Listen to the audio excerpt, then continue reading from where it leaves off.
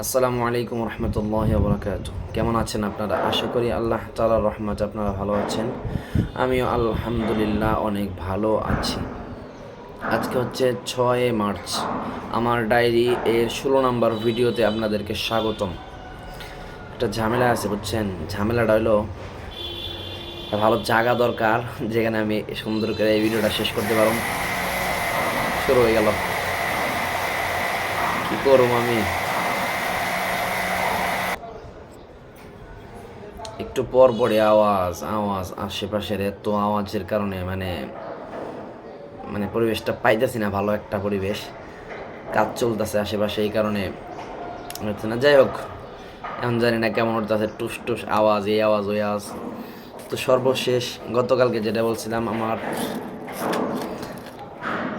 আজকে বলছিলাম একটা ঘটনা বললাম আর কি। ঘটনাটা পরে বলি, তার আগে একটা শের আছে এরকম যে, যাহা এ বেরাদার নামানত বকাস দিলান্দার যাহা আফরি বান্দোবাস মুকুন্তা কিয়ে বার মুলকে দুনিয়া ও পুষ্ট কে বেসিয়ারে কাস চু তু বারওয়ার্দ কুষ্ট চু আহেঙ্গে রফতান কোন জানে পাক চেবার তখতে মুরদান চেবার রুয়ে খা।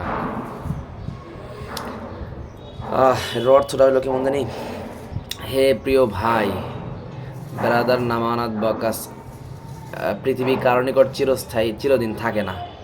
অতএব তুমি তোমার অন্তরকে যাহা আফ্রি মানে পৃথিবীর সৃষ্টিকারের দিকে ধাবিত করো, এটাই তোমার জন্য যথেষ্ট হবে। মকুন্তা কি এবার মূলকে দুনিয়া অপস্ত, দুনিয়ার এই রাজত্ব এবং কি আছে দুনিয়ার এই আসবাবপত্র এইসবের প্রতি ভরসা করিও না। কে বেশি আরে কাজচু, কেননা বেশি আরে কাজচু তোমার মতো অনেক মানুষকে তুপার ওয়ার্দ কুস্ত, এই পৃথিবী লালন পালন করেছে, আবার তুপার ওয়ার্দ কুস্ত এবং তাকে হত্যা করেছে। মানে বিষয়টা বুঝতে পারছেন? মানে এই পৃথিবীতে কিন্তু অনেক মানুষ ছিল, আদম আলাইহিসসালাম থেকে শুরু করে আজ পর্যন্ত অনেক মানুষ ছিল, এবং কিয়ামত রাত পর্যন্ত অনেক মানুষ আসবে। তো এই সব কিছু কি, এই পৃথিবী কিন্তু আগের মতোই আছে, মানে পৃথিবী আছে, কিন্তু এই পৃথিবীর মাঝে কত মানুষ লালিত পালিত হয়েছে, মানে অনেক মানুষ এই পৃথিবীকে, মানে এই পৃথিবী অনেক মানুষকে লালন পালন করছেন, আবার তাকে হত্যাও করছেন, মানে এই পৃথিবীতে থাকা অবস্থায়, অথচ এই মানুষদের কোনো অস্তিত্ব নেই, পৃথিবী রয়ে গেছে ভরসা না করতে। তারপরে কি, চু আহেঙ্গে রফতান কোনার জানে পাক চেবার চু আহেঙ্গে রফতান, চু আহেঙ্গে, চু যখন আহেঙ্গে মানে ইচ্ছা করবে, রফতান যাওয়ার, কোনার জানে বা পবিত্র আত্মা যখন দেহ থেকে যাওয়ার ইচ্ছা করবে, চেবার তাখতে মুরদান চেবার রুয়ে খাক, তখন আমার দেহটা চেবার তাখতে মুরদান, তখন আমার মৃত্যুটা তার 1 মিনিট পরে কই, আমার মনে হয় যে তো চলে যাওয়া উচিত। কতক্ষণ ধরে বসে রয়েছি, আওয়াজ থামে না। তাগো কাম তারা করতেছে, আমি আমার কাম সুবিধা হইতেছে না। তাগো বাইরে বাইরের কামে হ্যাঁ চলে যাই, নিচে চলে যাই। তো বলতেছিলাম যে চেবার তাখতে মোরদান চেবার রুয়ে খাক, গেলাম না নিচে, একটু বরবর থামে, আর নিচে যাওয়া যাবো না নিয়ে। তো চেবার তাখতে মোরদান মানে আমার দেহ থেকে যখন পবিত্র আত্মাটা চলে যাওয়ার ইচ্ছা করবে, তখন আমার মৃত্যুটা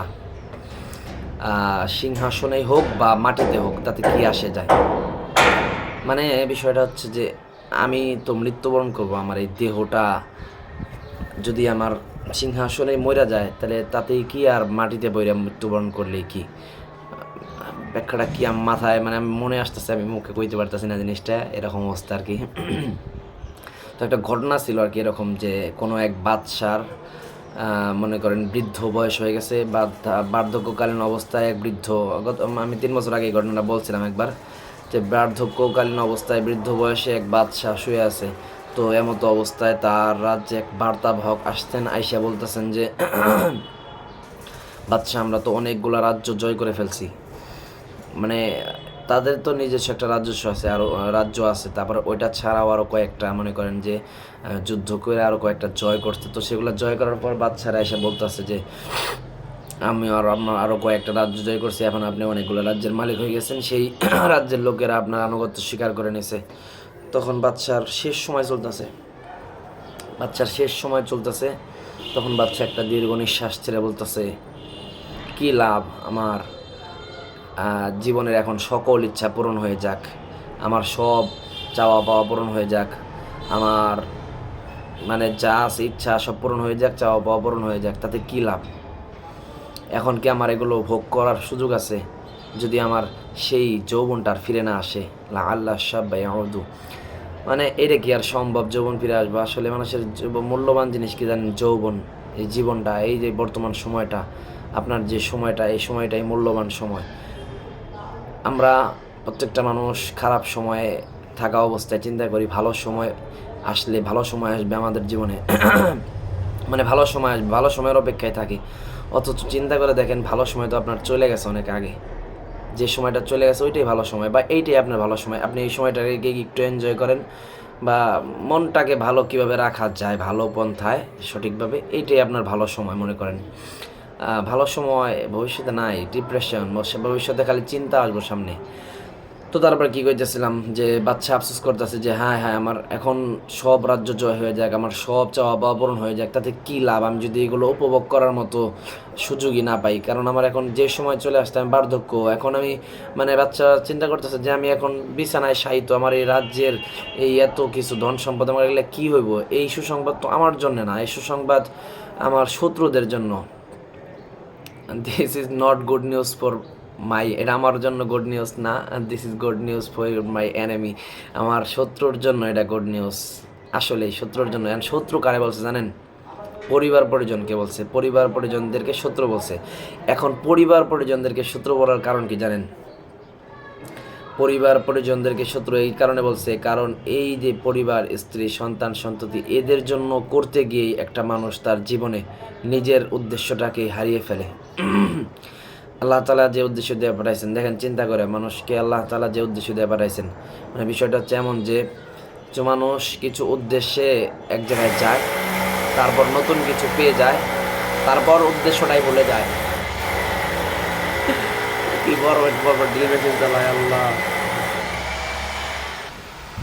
তো যাই হোক, পরিবার শত্রু এই কারণেই শত্রু, কারণ যেই পরিবার লালন পালন করতে গিয়ে, যেই পরিবারের দেখাশোনা করতে গিয়ে, যেই পরিবারের ভরণ পোষণ পালন করতে গিয়ে আল্লাহ তাআলার হুকুম ছুটে যায়, সেই পরিবার হচ্ছে সেই ব্যক্তির জন্য সবচাইতে বড় শত্রু।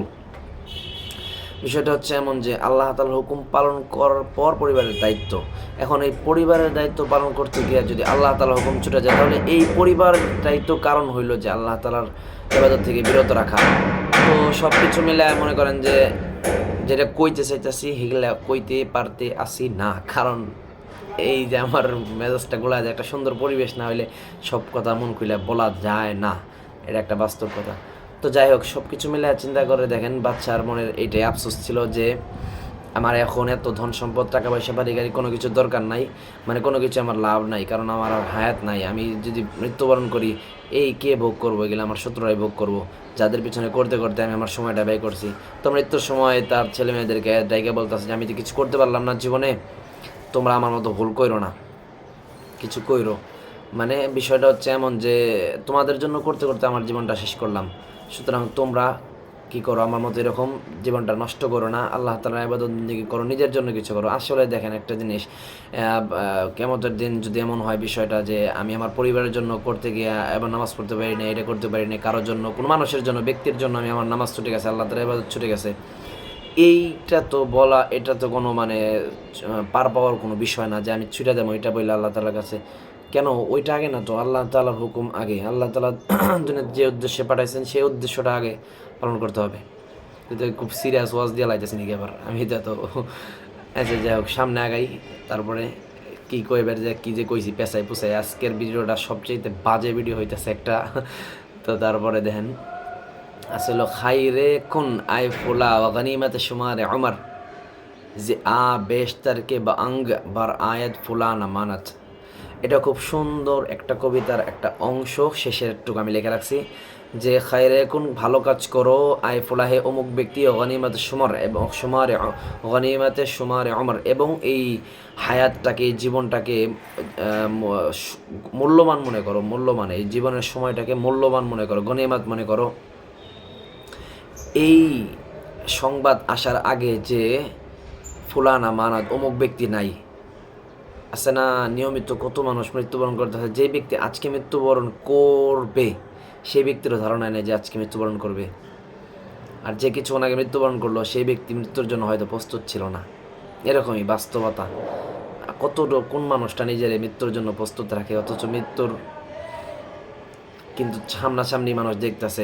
মানে এই বিষয়টা হচ্ছে এমন যে মানুষ প্রতিদিনই মানুষের মৃত্যু দেখে, অথচ নিজের মৃত্যুর কথা স্মরণ করে না, নিজের মৃত্যু হবে একদিন এই শিক্ষাটা নেয় না। মানে দুনিয়ার এই লোভ লালসায় ভুলাইয়া দেয়, মৃত্যুরে ভুলাইয়া দেয়, মানুষকে মৃত্যুর কথাটা ভুলাইয়া দেয়। তো যাই হোক, বেশি উল্টাপাল্টা আলোচনা করতে করতে 10 মিনিট শেষ হয়ে গেছে গা।